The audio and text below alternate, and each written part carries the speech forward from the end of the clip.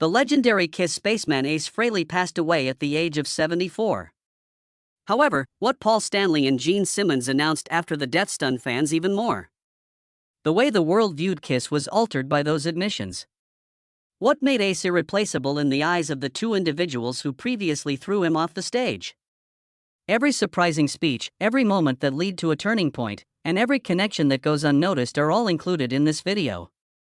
Ace died at the age of 74 on October 16, 2025, at Morristown Medical Center in New Jersey. His family acknowledged that a traumatic brain injury following a fall in a recording studio close to his home was the cause of death. With his passing, a career spanning over 50 years came to an end, and the legacy of one of the most recognizable guitarists in rock history entered its final phase. The accident happened on the evening of September 25, according to medical findings. Ace fell and struck his head on a recording device when he was in his personal recording studio. After suffering an intracranial hemorrhage, he was taken to the emergency hospital and put into a coma. His serious brain hemorrhage necessitated emergent surgery to relieve the pressure, according to the doctor's findings. Following the procedure, Ace experienced a brief return to consciousness, but the ensuing complications caused him to rapidly relapse into a coma. His family members, including his daughter Monique and ex-wife Jeanette Traratola, showed up at the hospital right away. They alternated remaining at his bedside for 3 weeks, watching for indications of his recovery. Ace was placed on a ventilator and maintained alive with life support technology, according to medical authorities. His neurological reaction, however, did not improve in critical care. By October 10, the primary treating physician acknowledged that there was virtually no chance of recovery. Ace had previously struggled with health issues brought on by alcohol and stimulants, while being physically active. However, in the last few years, he has been performing frequently and leading a reasonable life. He had just wrapped up his final performance in early September, which concluded the tour and promoted the record 10,000 volts, prior to his crash. He was regarded as happy, productive, and discussing plans to record 2 new songs by his teammates. Nobody anticipated his hospitalization a few weeks later. The management team formally declared on October 4 that the remaining tour would not be going forward. As instructed by the physician, Ace required long-term rest, according to a social media statement from his representative. The family was forced to release a statement requesting privacy protection at the same time that false allegations regarding his health status surfaced. Ace's final word before passing away confirmed that he is fighting valiantly, receiving excellent care, and always feeling loved by his family. Despite being in the hospital for almost 3 weeks, no improvement has been made by any medical intervention. On October 15, the physician recommended that the family think about taking the ventilator out. A meeting behind closed doors led to the decision being taken the next morning. 8:17 in the morning. Ace ceased breathing on October 16. According to the official report, cerebral hemorrhage complications from head trauma were the cause of death. "We are heartbroken and disappointed," the family wrote in a statement posted that same day. Kind sentiments and love prayers surrounding him in his last moments. "We treasure the warmth and wonderful memories he showed everyone." There are no words to describe the epic scale of his tragedy. Ace's most recent interview on a program earlier this year is one element that has been mentioned a lot. In response to a question concerning his health, he chuckled and claimed that a clairvoyant had predicted that he would live to be 100. The words became a symbol of hope after his passing, representing the actual character of his personality. Fearless, witty, and tenacious. As far as his career is concerned, Ace still has a lot of unfinished business. He had stated that his next album would be released in 2026 and that he would work with 2 up-and-coming musicians that he has coached. He still keeps the raw recordings from that endeavor on his PC. His officials have not yet disclosed a precise time, but they stated that they are working to set up a release in accordance with his wishes. Since Ace's death, many people have realized that KISS, a band that was previously thought to be immortal, has effectively concluded its cycle. Ace was the first person to die from the initial lineup. For 50 years, he was the epitome of musical improvisation, full of character and adventure. His passing signifies that a chapter in the group's history has come to an end. Paul and Gene released official comments shortly after Ace's death was confirmed. The way they talked about him this time was very different from how they had in years. Paul referred to Ace as a fundamental component of the first chapter of the band, irreplaceable and ever-present in Kiss history. This was the first public statement Paul had made using the phrase irreplaceable for Ace. In numerous interviews in the past, he has stressed that kissing is a concept that transcends people. After Ace permanently quit the music industry, there was a noticeable change in tone. Gene used simpler language, but it was just as clear. What Ace achieved was impossible for anyone to do. We never denied it. Furthermore, nobody is left to speak it out loud. A brief recording of the remark was made during a press-free private memorial service, but was reprinted by the band's press office. Although Gene's demeanor had calmed, the information was crystal obvious. The two chose not to have a news conference or go on television to share their emotions. They had distanced themselves from ACE after 2002, but their announcement was sufficient to change that. For many years, ACE was not invited to play with the band and was never mentioned on tour. And new members frequently took the place of his image. That changed after Ace's death. The first line of the joint statement that was made public was, "We are deeply saddened by Ace's loss." In the early years of the band's creation, he was an indispensable rock warrior, to put it simply. This was an unconditional affirmation that didn't discuss disagreements, examine the causes of the split, or defend earlier choices. They made the decision to confront Ace's role head-on, even if it meant re-evaluating their previous collaboration. Paul and Gene's memorials were posted on all Kiss platforms, but there was no public one. The official social media profiles of the group used Ace's 1977 Spaceman avatar. Since 2002, this was the first time that the picture had been revived for years without Tommy Ace's successor. The statements were followed by a few brief memories. Paul's story of seeing Ace for the first time at an audition in 1973 was one of them. "I observed a man enter wearing a leather jacket and shoes that didn't match. Though I had no idea who he was, I hoped he would be the next member.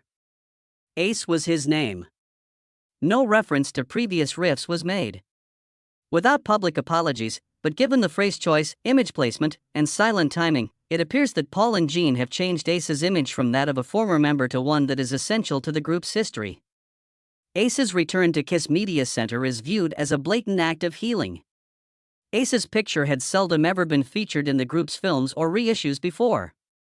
The single phrase "Forever Spaceman" appeared on all digital disc covers, ticketing systems, and homepage designs after October 16.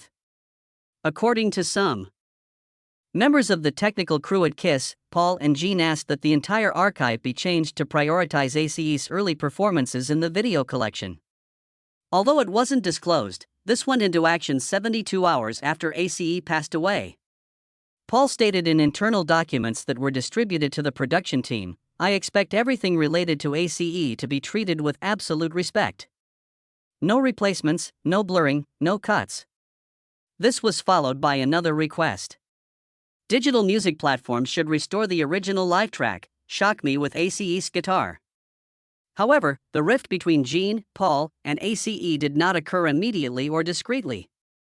Every step, every choice, every public declaration all contributed to its unmistakable formation. Furthermore, any internal disputes within Kiss were always verified by the insiders themselves, in contrast to many other bands. In 1973, the band ACE. He was the one who stood out during the selection process due to his distinct personal style as well as his exceptional guitar playing skills.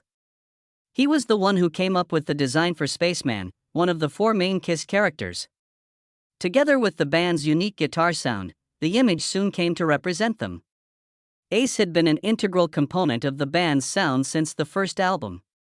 He left his unique mark on songs like Rocket Ride, Shock Me, and Cold Gin. However, tensions started to develop between him and the other two members behind the scenes. The primary forces behind the band's operations were always Paul and Gene. Ace has consistently believed that he had no input over any of the important decisions.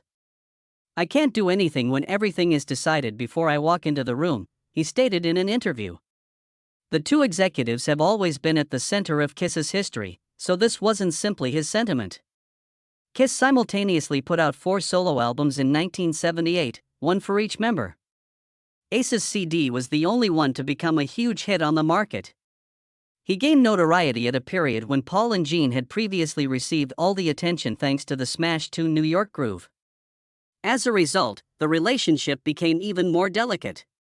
Since the late 1970s, Ace has been missing from a lot of group choices. He developed a drug and alcohol addiction. According to Paul's book Behind the Mask, Ace frequently arrived late and even forgot his set. It hasn't altered in years, according to Gene, who once claimed that Ace's judgment was always compromised. Since their official declaration, these claims have remained unaltered. Following the financial failure of the album Music from the Elder, Ace left Kiss in 1982. Ace stated that it was for personal reasons, but insiders knew that the real reason was because Ace felt excluded from the operating system. Kiss carried on with replacement members after that. Ace claimed, however, that Kiss lost its fundamental essence at that point. Ace then went off on his own with Frehley's Comet. Despite his continued performances and album releases, he frequently brought up the previous disputes. Ace said in a social media post, "They don't want me to succeed. They do everything they can to make me look like I can't be trusted."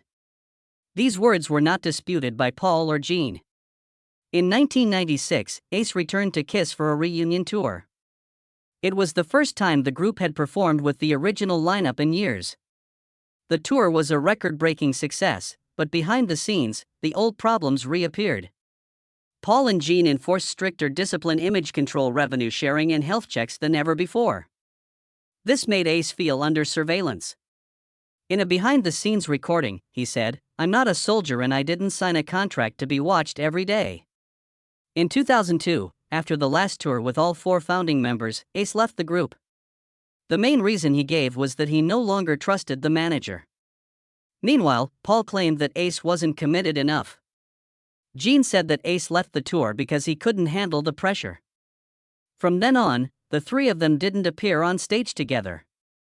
In the following years, the conflict turned to another direction: ownership of the image and symbol. Paul and Gene continued to use the Spaceman character for shows, but let a new member take over. Ace didn't accept this. He once said, "I created the character. They can't put a new face on something that is associated with me." The incident turned their relationship from a personal tension to a legal and trademark conflict.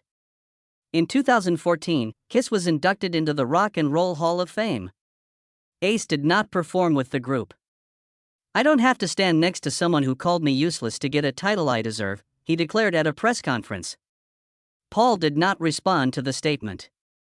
Gene said, "We respect what he has contributed, but we also have the right to move on." In the years since Ace has refused all offers to reunite, he claims the terms are unclear and coercive.